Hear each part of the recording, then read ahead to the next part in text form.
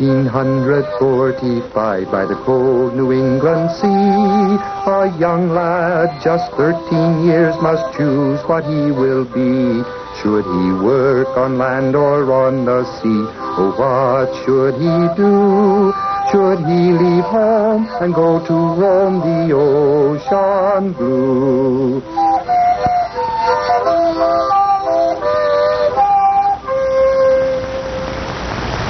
John's right. We'll be through with school next month. Soon I must decide what I'm going to do in life. But it isn't easy. With Father off at sea, I have to look after Mother and the girls. I'm a man now, and should do a man's work. But what?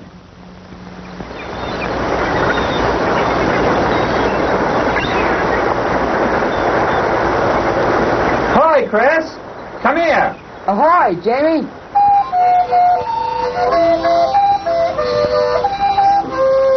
A fishing is the life to lead. It's not an easy lot. In winter it is bitter cold, in summer blazing hot. It's long, hard hours from dawn to dusk. You work the whole day through. So if a life of ease you want, it's not the life for you. Each day you go to fish the sea, and if you get your wish, you come back home to shore again, the hold filled up with fish. Jamie and Mr. Tatro have a fine boat. If I were a fisherman, I could work on the sea and still live ashore. It's a hard life, but flounder and cod are bringing good prices.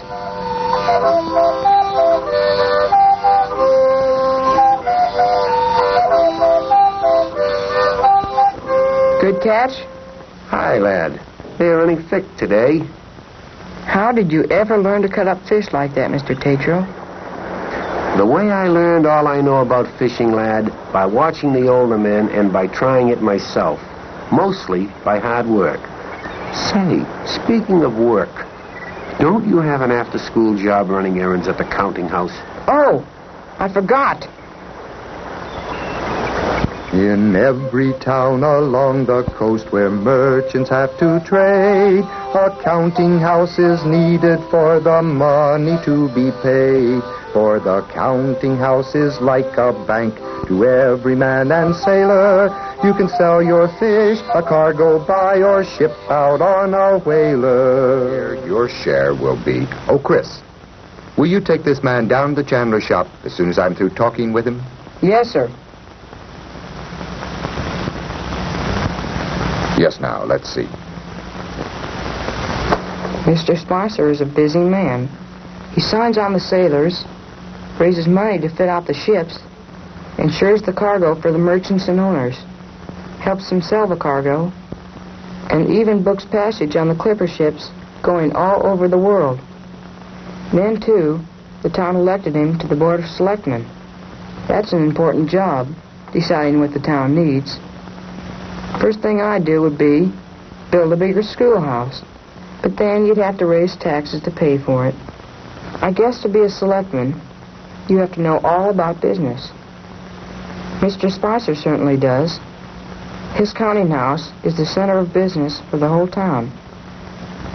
I remember when Father borrowed money from him to build our new house. Wouldn't Father be proud of me if I were an important businessman like Mr. Spicer? Of course, first I'd need more schooling. Oh, Chris. Yes, sir. Come here.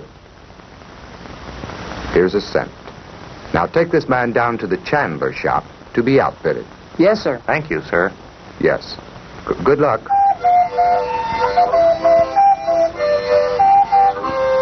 Tis advertised in Boston, New York, and Buffalo, 500 brave Americans are whaling for to go. You sign aboard a whaling ship, you're gone 3 years or more. The chandler, he will fit you out before you leave the shore. Hello, lad. This new hand just signed on with Captain William. Thank you. Did you bring shipping papers of some kind? Yes. Is this what you want? Yes. For For each young lad, adventure lies out on the raging sea. But for the man who works on land, where would the sailor be? Should he work on land or on the sea? Oh, what should he do? Should he leave home and go to roam the ocean blue? Hello, Chris. Did you have a nice day? Yes, ma'am. Will you get some water for me, please?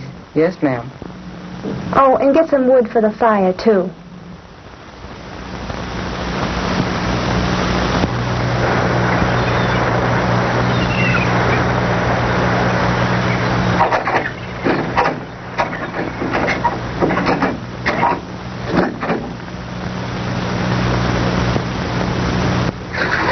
Seems like Mom never runs out of chores for me. Of course, Lisa does help her with the cooking and housework. With Father away, we all have to do our part. Penelope is just 3 years old. It isn't much help. But she's a lot of fun. Why, she was only 4 months old when Father left home. He'll be surprised to see how she's grown. Even though Father isn't here, many things around the house remind us of him. Like Mom's sewing cabinet he brought from China, and the cloth from India. And last trip he made a rolling pin with whalebone handles. My favorites are the scrimshaw he carves on ship. He said I could use Grandfather's sextant when I'm old enough to go to sea. Go to sea. Stay at home with the family. Find a job. Which should I do? I wish Father were here to help me decide.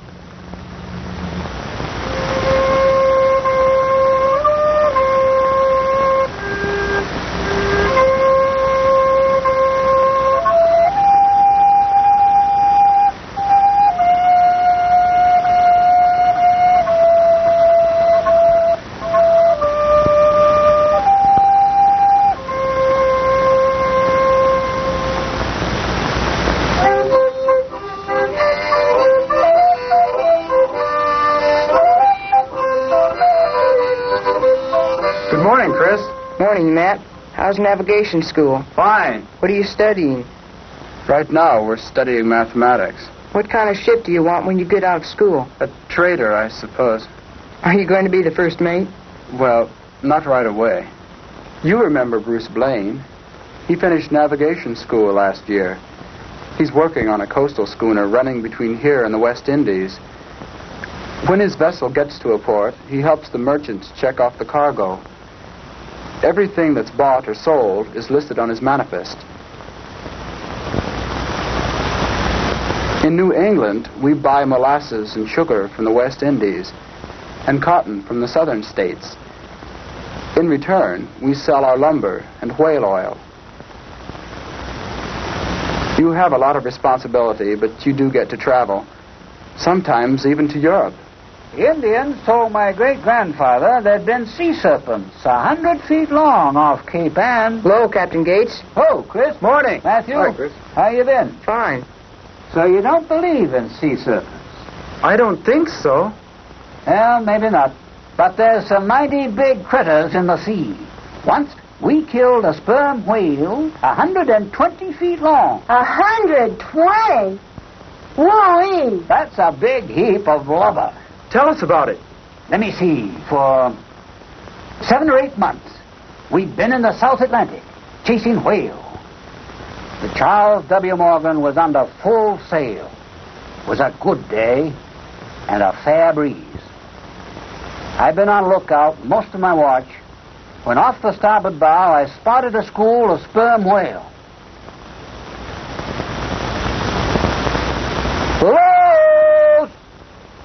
Close!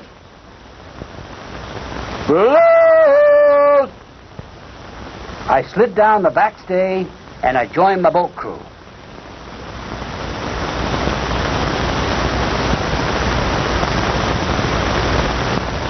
We lowered, and we set out for the biggest bull sperm I'd ever seen.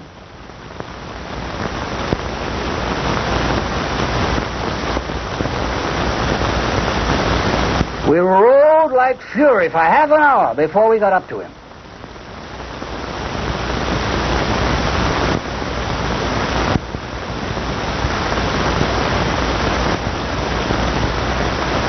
I sank the iron to the hitches. Then, off we went on the wildest Nantucket sleigh ride I ever had.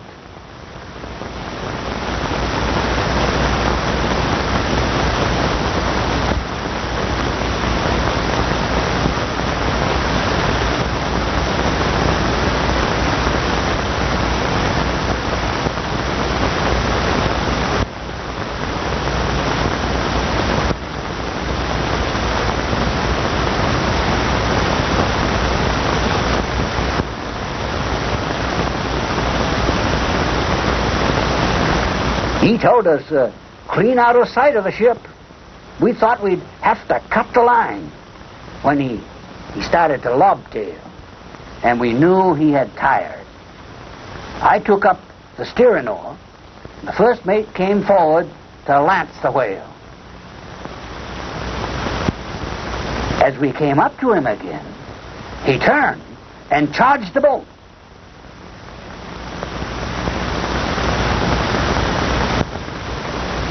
By the time we had righted our boat, the whale was dead. The iron had found its mark. Now stay at home and do not roam the sea, the whale to kill. But learn our trade, you'll be well paid. The seaman needs our skill. The hammer swings, the anvil rings, the shipsmith strikes the steel. The harpoon tip must keep its grip to bring the whale to keel. Shipbuilders toil on coastal soil and send the ships to sea. And without the men who build, again where would the sailors be?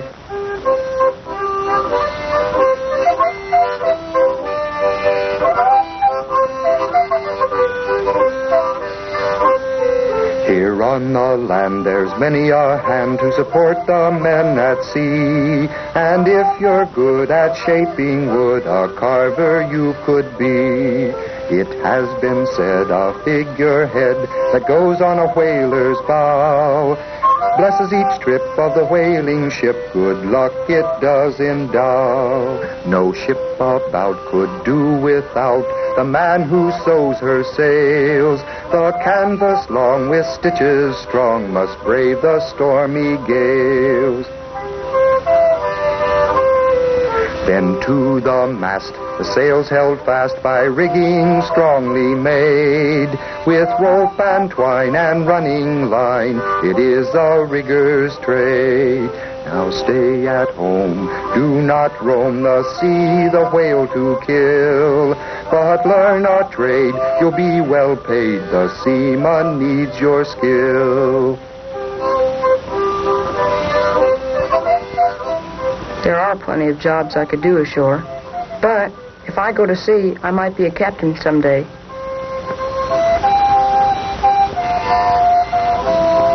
Oh, mate. Hi, Captain. Come here. Stand at attention. Take the wheel. Aye, aye, sir. Keep her on course now.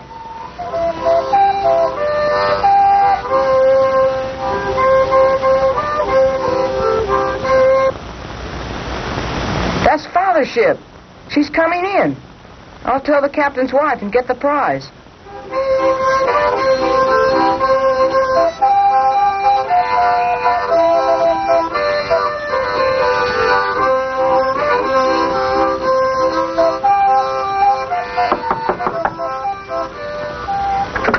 The ship's in. Oh, wonderful.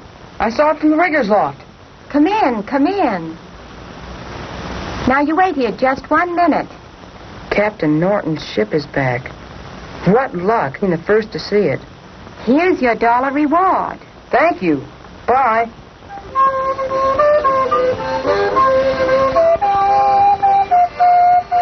Mother! Mother! Father's back! Mother! What is it? The ship's in. Father's back. Oh!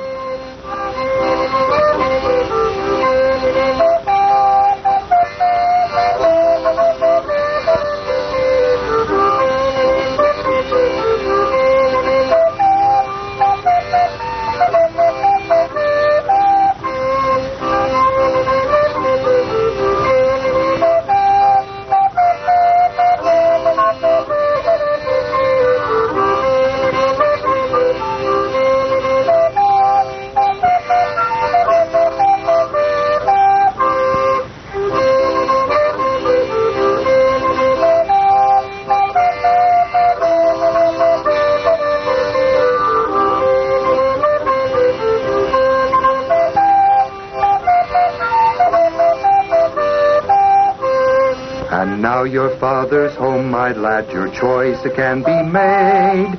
Whether you should go to sea or learn another trade. Will you work on land or on the sea? Oh, what will you do? Will you leave home and go to roam the ocean blue?